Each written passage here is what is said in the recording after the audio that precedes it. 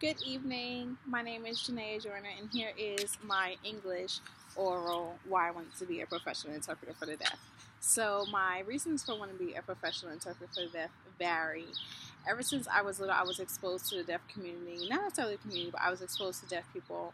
My elementary school, they had a travel band that came and did like on-site assemblies once a year, and they always traveled with two deaf people and an interpreter. The interpreter always seemed so enthusiastic, and I admired her from afar at such a young age. I didn't really understand it. I didn't understand the language. I didn't necessarily understand what she was doing, but I knew it looked cool. So when I went to middle school, I was granted the opportunity to take an ASL class where my middle school, we had to take we had 4 quarters. So we had 1/4 of Spanish, 1/4 of Italian, 1/4 of French, and then 1/4 of American Sign Language. And you got to choose whichever one that you wanted to do.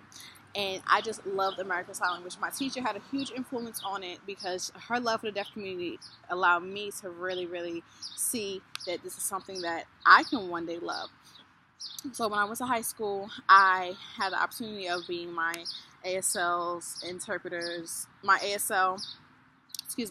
had the opportunity of being my ASL teacher's intern. So that just exposed me completely to the deaf community, and I just learned more about it, and I started to love it, love it, love it.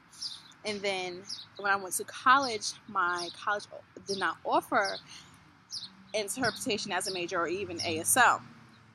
So that was a little heartbreaking, but I then founded my very own American Sign Language Club.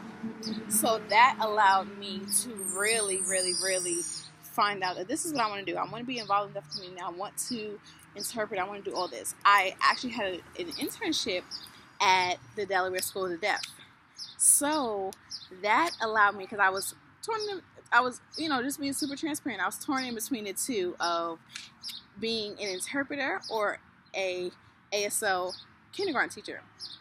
But the internship at the Delaware School of the Deaf really allowed me to see that teaching is not exactly what I want to do. And I say that because I feel as though there are older deaf people who need guidance and who need interpreters in their life, opposed to a student who has a teacher that is surrounded by them. So I felt as though being an interpreter would just be more of a helping hand for the deaf community. And I feel as though I had to put my dreams on hold.